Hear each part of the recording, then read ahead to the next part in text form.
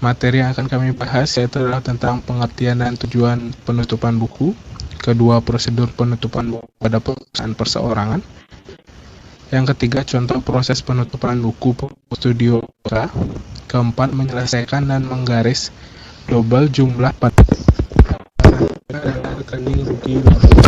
Rekening rugi laba adalah rekening yang bersifat sementara. Rekening ini dibuka dan segera ditutup kembali dalam proses penutupan buku.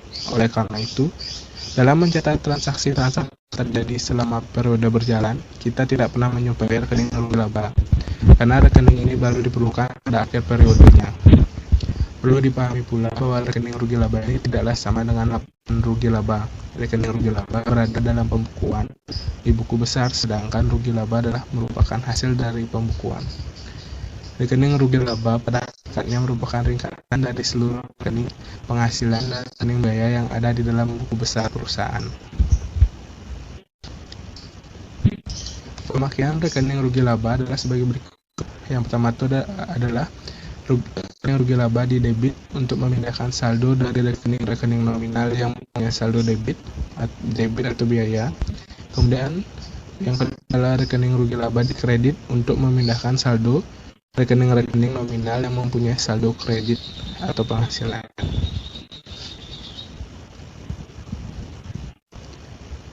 Apabila rekening rugi laba bersaldo kredit, hal itu menunjukkan bahwa perusahaan mendapat laba, karena penghasilannya di sisi kredit lebih besar daripada biaya-biaya sisi debit.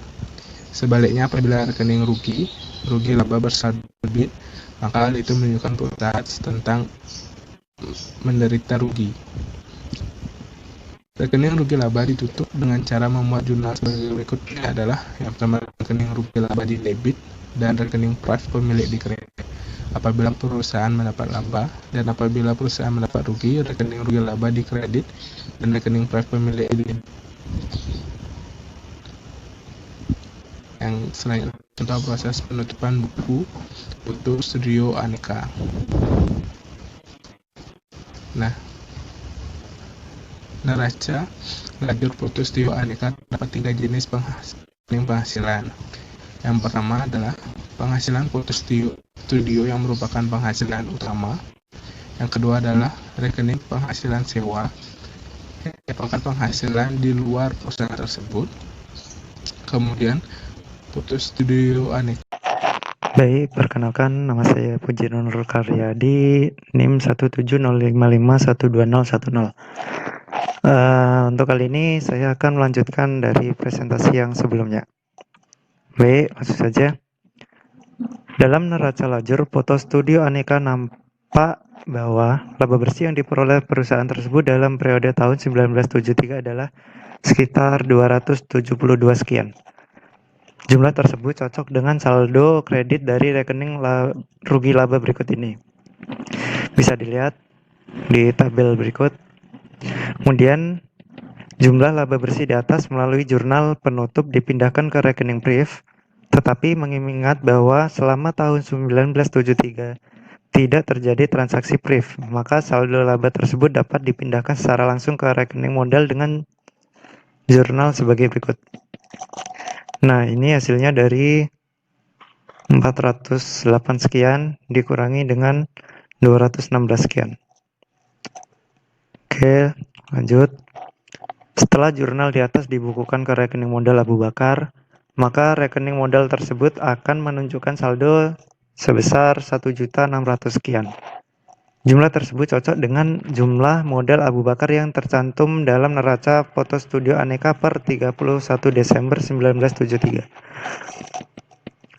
Lalu rekening rugi laba tersebut setelah ditutup atau dipindahkan, saldonya ke rekening modal akan nampak sebagai berikut. Ini bisa dilihat. Kemudian menyelesaikan dan menggaris double jumlah pada rekening-rekening. Pada akhir periode jumlah-jumlah yang terdapat pada sisi debit dan sisi kredit rekening-rekening dijumlahkan dan setelah jurnal penutup dibukukan, maka rekening-rekening nominal akan seimbang. Jumlah sisi debit dan sisi kredit yang telah seimbang tersebut kemudian diberi garis double yang menunjukkan bahwa rekening tersebut telah ditutup dan siap digunakan kembali dalam periode berikutnya. Saldo rekening real tidak perlu ditutup, karena saldo rekening real akan dibawa ke periode berikutnya.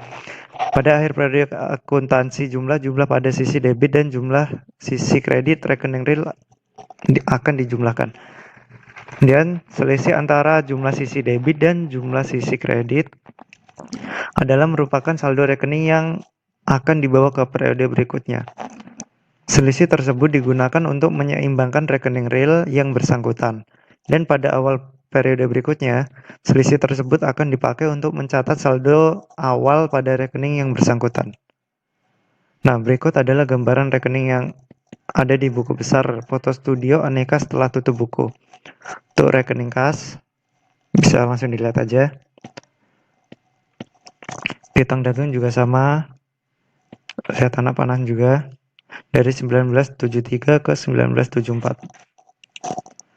Oke, ini bagian surat berharga, supplies fotografi, supplies kantor, persekot asuransi, piutang bunga, seperti berikut. Kemudian untuk peralatan fotografi, bisa dilihat ya, terus akumulasi penyesuaian peralatan fotografi, peralatan kantor, penyesuaian peralatan kantor, sewa gedung, kemudian ada penyusutan gedung, hutang dagang, hutang gaji, hutang penghasilan sewa, modal Abu Bakar. Langsung aja bisa dilihat ya. Dan penghasilan foto studio, biaya kantor, gaji pegawai, biaya kantor, advertensi atau iklan, dan biaya asuransi. Lalu ada kerugian piutang, penyusutan peralatan fotografi, penyusutan peralatan kantor, rugi laba, penyusutan gedung, penghasilan bunga, penghasilan sewa. Nah, sekian dari saya. Terima kasih.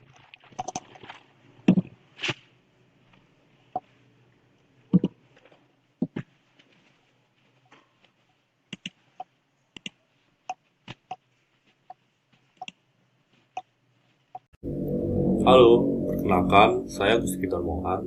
Di sini saya akan melanjutkan presentasi dari rekan saya, di mana materi yang saya akan bawakan di sini berkaitan dengan neraca saldo setelah tutup buku. Saya akan mulai dari materi yang pertama. Bisa dilihat di sini, neraca saldo setelah tutup buku itu dalam proses pembuatan jurnal penutup dan pembukuannya, rekening-rekening buku besar, kemungkinan terjadinya kesalahan cukup besar, terutama dalam menyeimbangkan atau bisa dibilang menutup saldo akhir rekening-rekening real. Setelah penutupan buku, maka semua rekening di buku besar harus seimbang. Kesalahan-kesalahan yang terjadi dalam proses penutupan buku pada suatu akhir periode akan menimbulkan kesulitan yang besar pada periode berikutnya. Oleh karena itu, setelah selesai penutupan buku, perlu diadakannya tes untuk memeriksa kebenaran dan keseimbangan jumlah debit dan kredit. Tes tersebut adalah berupa pembuatan neraca saldo setelah tutup buku. Setelah penutupan buku selesai dikerjakan, maka saldo-saldo rekening yang ada di buku besar hanyalah saldo-saldo rekening aktiva, utang, dan modal. Contohnya seperti ini ya kawan-kawan, bisa dilihat di slide ini, di mana di sebelah kiri ini ada jenis saldo, lalu di bagian tengah merupakan yang namanya debit, dan di paling kanan merupakan saldo kredit. Jadi ini merupakan uraian jumlah total yang dihasilkan ataupun dikeluarkan, dan ini merupakan totalnya. Baik, kita lanjutkan ke bagian penutupan buku dalam perusahaan persekutuan. Nah, kita membahas penutupan buku dalam perusahaan persekutuan. Di sini dijelaskan dalam suatu perusahaan yang berbentuk persekutuan pada dasarnya sama dengan penutupan rekening. Rekening biaya dan penghasilan ke rekening rugi laba seperti yang dilakukan pada perusahaan perseorangan. Dalam persekutuannya, biasanya laba bersih dibagi di antara para sekutu sesuai dengan perjanjian yang berlaku di antara mereka. Cara pembagian laba bisa didasarkan pada pembagian sama rata atau pembagian laba menurut perbandingan modal dari setiap sekutu atau dasar-dasar lain yang mereka setujui. Lalu di sini ada yang namanya studi kasus, di mana dijelaskan CV Permata selama periode tahun 1973 memperoleh laba bersih sebesar Rp300.000. Perjanjian aku dalam perusahaan tersebut menetapkan bahwa laba bersih akan dibagi rata di antara para sekutu yang terdiri dari Tuan A, Tuan B, dan Tuan C. Saldo rekening pref para sekutu per 31 Desember 1973 sebelum tutup buku menunjukkan sebagai berikut. Nah, di sini ada tiga poin nih. Yang pertama adalah pref A sebesar 4.562,50. Lalu ada pref B itu sebesar 2.483,25. Lalu yang terakhir adalah pref C yang sebesar Rp1.000. Selanjutnya, seperti telah diterangkan di atas, prosedur penetapan rekening-rekening biaya dan penghasilan ke rekening pada suatu persekutuan tidaklah berbeda dengan penutupan pembukuan yang berlaku pada perusahaan perseorangan. Setelah rekening biaya dan rekening penghasilan dipindahkan ke rekening rugi laba, maka saldo rekening rugi laba sebesar Rp300.000 dipindahkan ke rekening pref masing-masing sekutu sebagai berikut. Nah, di sini rugi labanya itu dicantumkan sebesar Rp300.000. Lalu pref A, pref B, pref C itu nilainya sama seperti slide yang sebelumnya. Lalu setelah jurnal penutupan buku di atas dibukukan ke rekening pref masing-masing sekutu, maka rekening pref A menunjukkan saldo kredit sebesar Rp95.437,50. Saldo rekening pref B menunjukkan saldo kredit sebesar Rp97.516,75, sedangkan saldo rekening pref C menunjukkan saldo kredit sebesar Rp99.000. Saldo rekening pref pada perusahaan yang berbentuk persekutuan biasanya tidak dipindah ke rekening modal para sekutu, tetapi tetap dibiarkan pada rekening pref sebagai rekening real dan dicantumkan dalam neraca. Kita lanjutkan dengan materi penutupan buku dalam perusahaan perseorangan. Nah, bisa kita lihat di slide.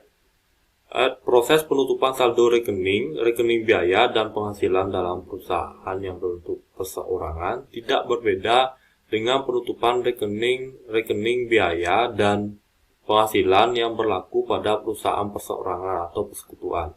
Perbedaan terletak pada penutupan rekening rugi laba, di mana saldo laba atau rugi tidak dipindahkan ke rekening pref, tetapi ditutupi ke rekening laba yang ditahan. Nah, bisa dilihat contohnya seperti ini. Misalkan PT Mutiara selama periode tahun 1973 memperoleh laba bersih sebesar Rp500.000. Saldo laba tersebut pada akhir periode dengan melalui jurnal penutupan dipindahkan ke rekening laba yang ditahan dengan jurnal sebagai berikut. Rugi sampai labanya sebesar Rp500.000. Lalu laba yang ditahan itu sebesar Rp500.000. Rekening laba yang ditahan adalah merupakan rekening real dan dicantumkan di dalam neraca di bawah rekening modal saham. Nah, mungkin sekian pemaparan dari saya. Selanjutnya akan dijelaskan oleh rekan saya. Perkenalkan, saya Ratna. Saya akan melanjutkan materi ke jurnal penyesuaian kembali. Baik, kita langsung mulai saja. Jurnal penyesuaian adalah jurnal yang dibuat pada akhir periode yang akan berpengaruh terhadap transaksi-transaksi yang bersifat produktif yang terjadi pada periode berikutnya. Contoh dari jurnal penyesuaian yaitu hutang gaji. Berikutlah pencatatan biaya hutang gaji seperti digambar. Next. Apabila pada akhir periode akuntansi, perusahaan mempunyai hutang gaji kepada para pegawainya dan hutang tersebut telah dicatat dengan menggunakan jurnal penyesuaian pada akhir periode, maka pada waktu dilakukan pencatatan pembayaran gaji dalam periode berikutnya, Harus selalu diingat adanya hutang gaji, sehingga pembayaran gaji yang dilakukan pada periode tersebut tidak seluruhnya menjadi beban biaya pada tahun pembayarannya, karena itu sudah menjadi beban biaya pada periode sebelumnya. Untuk lebih memahaminya, mari kita langsung menuju ke contoh. Digunakan data dari foto Studio Aneka pada tahun 1973. Setelah penutupan buku pada akhir tahun 1973, dalam pembukuan foto Studio Aneka tercatat adanya hutang gaji sebesar Rp2.000. Bisa dilihat di gambar, hutang gaji pada akhir periode 31 Desember 1973 tercatat penyusutan sebesar Rp2.000. Pada tanggal 5 Januari 1974, pada periode setelahnya, dibayar gaji sebesar Rp10.000, di mana Rp2.000 untuk pembayaran gaji yang terutang pada akhir periode 1973 dan Rp8.000 untuk pembayaran gaji bulan Januari 1974. Transaksi tersebut dibuat dalam jurnal sebagai berikut seperti di gambar. Hutang gaji sebesar Rp2.000, gaji sebesar Rp8.000 sehingga kas menjadi Rp10.000. Jurnal di atas menghapus rekening hutang gaji dan mencatat biaya sebesar Rp8.000. Meskipun jurnal ini bisa dilaksanakan, tetapi kadang-kadang terjadi kesalahan laksanakan. Maka dari itu, pembayaran gaji tanggal 5 Januari 1974 sebaiknya dicatat sebagai berikut. Gaji sebesar Rp10.000, kas sebesar Rp10.000. Jurnal di atas akan mengakibatkan biaya gaji tahun 1974 menjadi lebih besar Rp2.000, karena pembayaran hutang gaji turut dicatat sebagai biaya gaji tahun 1974. Untuk menghindarkan kekeliruan seperti gambar di atas, maka pada awal periode akan dilakukan penyesuaian kembali atas penyesuaian yang telah dilakukan pada periode sebelumnya. Jurnal penyesuaian yang harus dibuat oleh Foto Studio Aneka pada tanggal 1 Januari 1974 adalah sebagai berikut.